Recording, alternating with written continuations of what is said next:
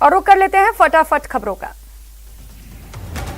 केंद्रीय गृह मंत्री अमित शाह ने आज कारगिल शांति समझौते पर हस्ताक्षर किया। इस मौके पर उन्होंने कहा कि सदियों पुरानी समस्या का हल होगा। प्रधानमंत्री नरेंद्र मोदी 23 से 25 सितंबर तक अमेरिका के दौरे पर रहेंगे। इस दौरान पीएम मोदी अमेरिकी राष्ट्रपति जो बाइडेन से मुलाकात करेंगे। साथ ही पीएम नरेंद्र मोदी प्रमुख निवेशकों और वित्तीय क्षेत्र की कंपनियों के साथ भी बातचीत करेंगे। इसके साथ ही 25 सितंबर को संयुक्त राष्ट्र की बैठक में हिस्सा लेंगे। केंद्रीय चुनाव आयोग ने पश्चिम बंगाल की 3 विधानसभा सीटों पर उपचुनाव की तारीख का ऐलान कर दिया है। इन 3 विधानसभा सीटों में पश्चिम बंगाल की भवानीपुर विधानसभा सीट भी शामिल है। केंद्र के 3 कृषि कानूनों के विरोध में किसानों का प्रदर्शन जारी है। कल यूपी के मुजफ्फरनगर में महापंचायत बुलाई गई है। भारतीय किसान संघ के नेता राकेश टिकैत ने कहा कि इसमें बड़ी संख्या में लोग शामिल होंगे। तमिलनाडु के मुख्यमंत्री एमके स्टालिन ने प्रधानमंत्री नरेंद्र मोदी को नेशनल मोनेटाइजेशन पाइपलाइन स्कीम पर पुनर्विचार करने के लिए पत्र लिखा है। इसमें एक दिन पहले स्टालिन ने विधानसभा में कहा था कि वे इस विषय पर पीएम मोदी को पत्र लिखेंगे। टोक्यो पैरालंपिक में भारत ने चौथा गोल्ड मेडल जीत लिया है। भारत के बैडमिंटन खिलाड़ी प्रमोद भगत ने SL3 कैटेगरी के फाइनल में ब्रिटेन के डेनियल बेथेल को 21-14, 21-17 से हरा दिया। जयपुर एयरपोर्ट देवेंद्र झाझड़िया का जोरदार स्वागत हुआ। देवेंद्र झाझड़िया टोक्यो पैरालंपिक से लौटे हैं और उन्होंने जैवलिन थ्रो में सिल्वर मेडल जीता है। टोक्यो पैरालंपिक गेम्स में आज दिन भारत के लिए शानदार साबित हो रहा है। निशानेबाज मनीष रमनाल ने भारत की झोली में एक और गोल्ड मेडल डाल दिया है। इसके साथ ही सिंघराज भारत के लिए ब्रॉन्ज मेडल जीतने में कामयाब हुए हैं। इन दोनों निशानेबाजों ने 50 मीटर एयर पिस्टल इवेंट के फाइनल में भारत के लिए 2 मेडल जीते। भारतीय शटलर कृष्णा नागर ने देश के लिए मेडल पक्का कर लिया है। कृष्णा नागर टोक्यो पैरालंपिक बैडमिंटन में पुरुष एकल क्लास SH6 फाइनल में पहुंच चुके हैं। भारतीय पैरा बैडमिंटन खिलाड़ी और गौतम बुद्ध नगर के डीएम सुहास एलवाई ने टोक्यो पैरालंपिक 2020 में इतिहास रच दिया है। उन्होंने पुरुषों के SL4 वर्ग के एकल में इंडोनेशिया के सीतिवान फ्रेडी को मात देकर फाइनल में प्रवेश कर लिया। अक्टूबर में होने वाले T20 वर्ल्ड कप में इंग्लैंड की टीम को तगड़ा झटका लग सकता है। इंग्लैंड के star all rounder Ben Stokes UAE में होने वाले वर्ल्ड कप से दूरी बना सकते हैं। अमेरिका के राष्ट्रपति जो बाइडेन ने 11 सितंबर 2001 को हुए आतंकी हमले से संबंधित कुछ दस्तावेजों को गोपनीय सूची से हटाने के निर्देश दिए हैं। सरकार का यह फैसला इस हमले के पीड़ित उन परिवारों के लिए मददगार साबित होगा जो सऊदी अरब के सरकार के खिलाफ अपने आरोपों के संबंध में लंबे समय से रिकॉर्ड की मांग कर रहे हैं। बरादर सरकार में बाकी नेताओं की क्या भूमिका होगी, इस पर अभी लगातार मंथन जारी है। बताया जा रहा है कि तालिबान के संस्थापक मुल्ला उमर का बेटा मुल्ला मोहम्मद याकूब शेर मोहम्मद अब्बास इस्टेकनजई भी नई सरकार में अहम पदों पर होंगे। महाराष्ट्र के पालघर में औद्योगिक क्षेत्र की एक फैक्ट्री में विस्फोट के बाद आग लग गई। इस अग्निकांड में 4 मजदूर गंभीर रूप से झुलस गए। मौके पर दमकल की 4 गाड़ियां पहुंची। दिल्ली में 24 घंटे में कोरोना के 55 नए मामले सामने आए। इस दौरान इस महामारी से किसी की मौत नहीं हुई। देश में कोरोना के आंकड़े तीसरी लहर शुरू होने का संकेत दे रहे हैं। बीते 24 घंटे में कोरोना के 42,667 नए मामले सामने आए। 36,422 लोग ठीक हुए और 342 लोगों की मौत हो गई। मुंबई देश का पहला ऐसा जिला बन गया है जहां 1 करोड़ से ज्यादा लोगों का वैक्सीनेशन हुआ। कोविन पोर्टल पर अपलोड किए गए आंकड़ों के अनुसार शुक्रवार तक यहां 1,73,400 से भी ज्यादा लोगों का टीकाकरण हुआ। मरुधरा में पंचायत चुनाव के लिए वोटों की गिनती जारी है। अब तक के नतीजों में कांग्रेस लगातार बढ़त बनाए हुए है। समिति सदस्यों के लिए गिनती में कांग्रेस के 650 के पार, भाजपा 550 के पार और 330 निर्दलीय आगे चल रहे हैं। जोधपुर में झगड़े की वजह से दामाद मोबाइल टावर पर चढ़ गया। उसको समझाइश के बाद नीचे उतारा गया। यह घटना खीवसर के लालाप गांव की है। राजस्थान आयकर कर्मचारी महासंघ का सम्मेलन संपन्न हुआ। कोटा में आयोजित इस सम्मेलन में राजस्थान के साथ साथ देश भर के आयकर कर्मचारी और अन्य केंद्रीय कर्मचारियों ने हिस्सा लिया। इस सम्मेलन की अध्यक्षता राजस्थान के प्रधान मुख्य आयकर आयुक्त टी टोनसिंह प्रसाद ने की। आईटीएफ के 27वें सम्मेलन में राजस्थान सर्किल कर्मचारी महासंघ की अपेक्स बॉडी के चुनाव संपन्न हुए। चिकित्सा मंत्री डॉक्टर रघु शर्मा ने आज कोरोना वॉरियर्स के सम्मान में आयोजित की जा रही टेनिस प्रीमियर लीग प्रतियोगिता के पोस्टर का विमोचन किया। इस प्रतियोगिता का आयोजन medico session and welfare society की ओर से किया गया। इस प्रतियोगिता में राज्य के कई जिलों के करीब 100 डॉक्टर सम्मिलित होंगे। जयपुर क्लब में 9 से 12 सितंबर तक आयोजित हो रही इस लीग में 8 टीमें शामिल होंगी।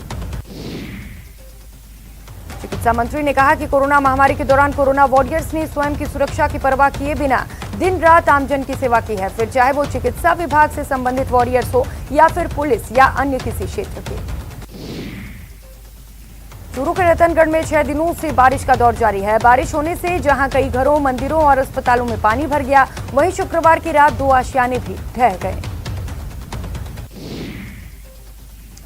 वार्ड संख्या 26 निवासी घुड़ाराम धनिया के घर में बना एक कमरा बारिश की आई सीलन से ढह गया, जिसके कारण टीवी, अलमारी, संदूक सहित घरेलू सामान मलबे के नीचे दब गए तथा हजारों रुपए का नुकसान हो गया।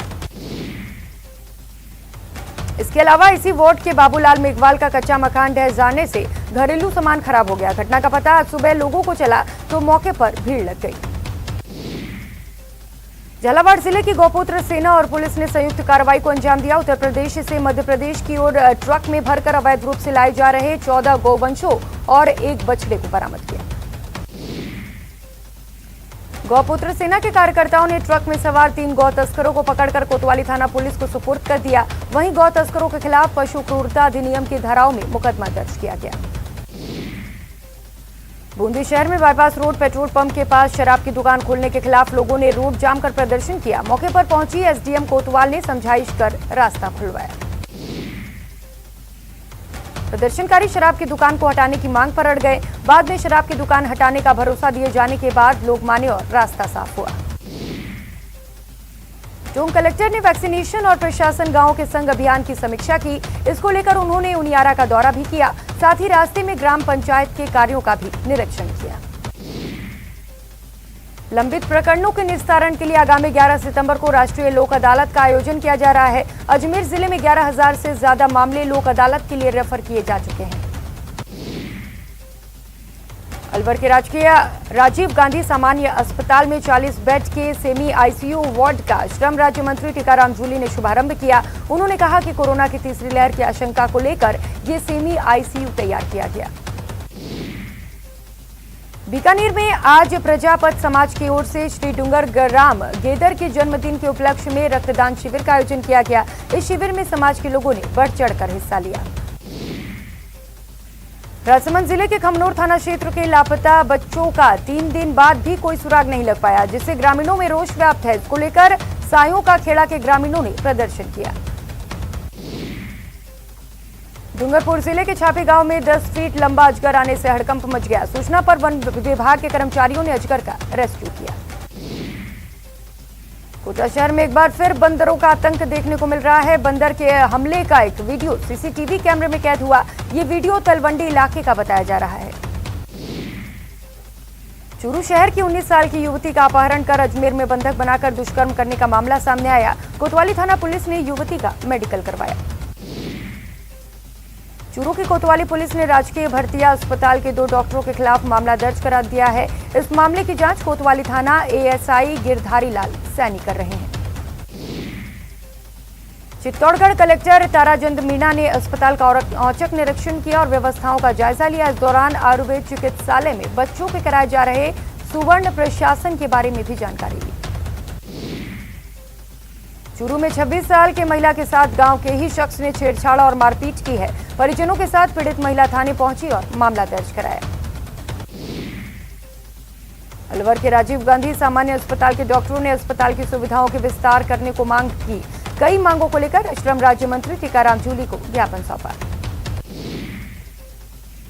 चूरू भ्रष्टाचार निरोधक ब्यूरो की टीम ने बीती रात को डिप्टी रजिस्ट्रार कोऑपरेटिव कार्यालय में कार्रवाई करते हुए रिकॉर्ड जब्त किए। साल 2018-19 मूंग की तुलाई का बाद एक फर्म को भुगतान संबंधी मामले को लेकर एफआईआर बीकानेर में दर्ज की गई थी। चूरू के राजकीय लोहिया कॉलेज में पदस्थापित असिस्टेंट प्रोफेसर डॉक्टर प्रतिभा की लंबे समय तक गैर हाजिरी को लेकर त्यागपत्र मानकर सेवा समाप्त कर दिया गया। ये त्यागपत्र अनुपस्थित शुरू होने की तिथि 31 अक्टूबर 2019 से माना गया। डूंगरपुर जिले में आज स्वास्थ्य विभाग की ओर से कोरोना वैक्सीनेशन का महाअभियान चलाया जा रहा है। इसके तहत जिले की सभी 553 ग्राम पंचायतें, सभी सीएचसी और पीएचसी पर कोरोना वैक्सीनेशन शिविर लगाए गए। समंदर में खड़े इस शिप में मौजूद 13 लोगों की जान हलक में अटकी है, जिनमें उदयपुर की रहने वाली श्वेता सिंह राठौड़ के पति संजीव भी हैं, जो नॉर्वे की कंपनी के जहाज के साथ समुद्री यात्रा पर निकले थे। लेकिन यात्रा पूरी होती इससे पहले ही इस शिप को लीबिया के एक मरीन कंपनी को बेच दिया गया। दोनों कंपनियों के बीच हुए करार के बाद इस शिप पर सवार 13 क्रू मेंबर्स फंस गए हैं। जहाज पर उदयपुर के संजीव सिंह के अलावा 8 अलग अलग राज्यों के, भारतीय और यूक्रेन, इटली के, रशिया के भी 3 सदस्य मौजूद हैं। इस समय ये शिप यूरोप के साइप्रस बंदरगाह पर खड़ा हुआ है। हालात ये है कि पिछले कई दिनों से क्रू सदस्यों के पास खाने को भी कुछ नहीं है। क्रू सदस्यों ने जब अपनी परेशानी एमवी मरीन प्रबंधन के साथ साझा की तो प्रबंधन का कहना है कि किसी भी तरह की मदद के लिए पहले शिप को लीबिया लेकर आ जाएं। ये क्रू सदस्य भारत सरकार की एडवाइजरी को ध्यान में रखते हुए लीबिया नहीं जाना चाहते। अजमेर में बीती देर रात आदर्श नगर थाना इलाके में भीषण हादसा हुआ। इस हादसे में 2 लोगों की मौत हो गई, जबकि 2 लोग घायल हो गए। हादसा पर्वतपुरा बाईपास के मामा के ढाबे के पास हुआ, जहां एक ट्रेलर गलत दिशा में आते हुए ट्रक से टकरा गया। हादसे में दोनों वाहन चालकों की मौत हो गई, जबकि दोनों वाहन के खालसी घायल हैं। हादसे की सूचना मिलते ही मौके पर पहुंची आदर्श नगर थाना पुलिस ने घायलों को जेएलएन हॉस्पिटल में भर्ती करवाया और दुर्घटनाग्रस्त वाहनों को सड़क किनारे से हटाकर यातायात सुचारू करवाया। बारा पुलिस ने एक डांस क्लास संचालक के खिलाफ पॉक्सो और बलात्कार के आरोप में मुकदमा दर्ज करवाकर जांच शुरू की है। पीड़िता ने पुलिस को बताया कि आरोपी 5.5 माह से उसके साथ बलात्कार कर रहा था। मां का आरोप है कि आरोपी के बलात्कार करने से उसकी बेटी गर्भवती हो गई। पुलिस के मुताबिक 13.5 साल की पीड़िता डांस क्लास में जाती थी, जहां संचालक ने नाबालिग को डरा धमकाकर बलात्कार किया। बाद में वो नाबालिग के साथ जबरन दुष्कर्म करने लगा। पीड़िता की मां के अनुसार बेटी के गर्भवती होने पर इस बात का खुलासा हुआ। पाली की कोतवाली थाना पुलिस ने एक नाबालिग से दुष्कर्म का प्रयास करने के मामले में एक नाबालिग को संरक्षण में लिया है। कोर्ट के आदेश पर उसे बाल संरक्षण गृह भेजा गया। जयपुर हेरिटेज नगर निगम ने आज सुबह बड़ी कार्रवाई करते हुए 4 अवैध निर्माणों को सीज कर दिया। ये सभी अवैध निर्माण किशन पोल जोन के इलाके में सीज किए गए। और वक्त हो चला एक छोटी सी ब्रेक का, लौटेंगे फौरन।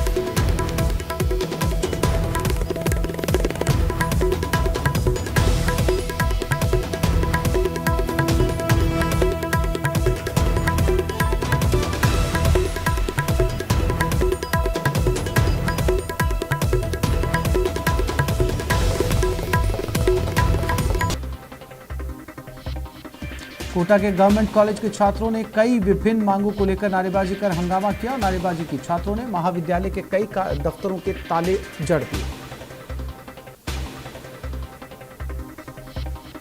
जयपुर ग्रामीण के कई इलाकों में दूसरे दिन भी मौसम का बदला हुआ मिजाज देखने को मिला। अचानक तेज हवाओं के साथ बरसात हुई, जिसमें गर्मी और उमस से ग्रामीणों को निजात मिली। वहीं दूसरी ओर 1 घंटे की झमाझम बरसात ने शहर के ड्रेनेज सिस्टम की पोल खोल दी।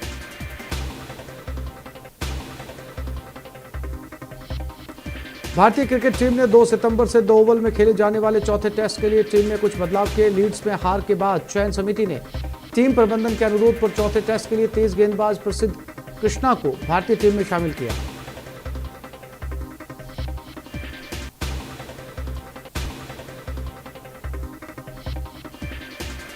आतंकी संगठन अलकायदा ने तालिबान को बधाई दी है। अमेरिका की वापसी के बाद अलकायदा ने एक संदेश जारी किया, जिसमें उसने कश्मीर की आज़ादी की भी बात की। अलकायदा ने कश्मीर का भी जिक्र किया।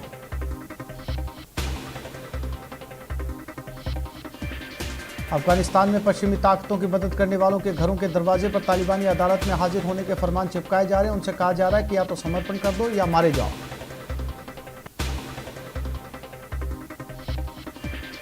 लोकसभा स्पीकर ओम बिरला कश्मीर दौरे पर हैं। उन्होंने गुलमर्ग में पंचायत प्रतिनिधियों के साथ चर्चा की। इस दौरान बिरला ने कहा कि हर चुनौतियों का डटकर सामना करेंगे।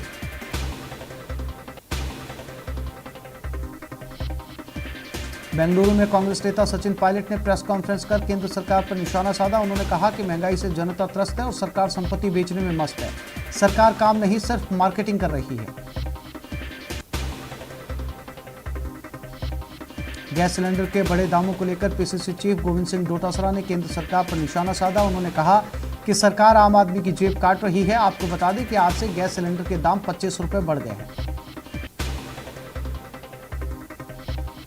प्रदेश के 6 जिलों में पंचायती राज चुनाव के आखिरी चरण के लिए वोटिंग हो रही है। 25 पंचायत समितियों में मतदान के दौरान जबरदस्त उत्साह देखने को मिला। वोटिंग सेंटर्स पर कोरोना गाइडलाइन की पालना भी की जा रही है।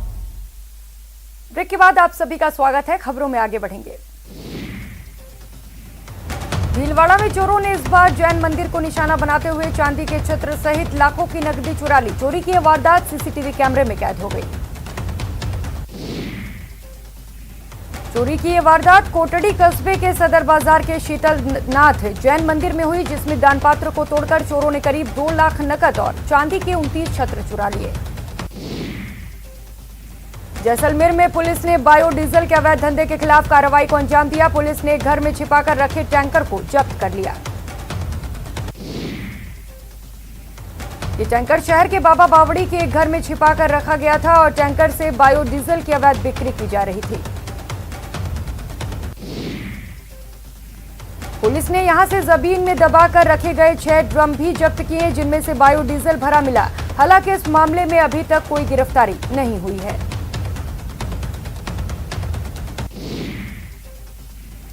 सिंचाई पानी के रेगुलेशन, बढ़ी हुई बिजली दरों को वापस लेने सहित अन्य मांगों को लेकर श्रीगंगानगर के नई मंडी घड़साना एसडीएम कार्यालय पर बीजेपी ने प्रदर्शन किया। बीजेपी कार्यकर्ताओं ने एसडीएम ऑफिस के सामने धरना दिया।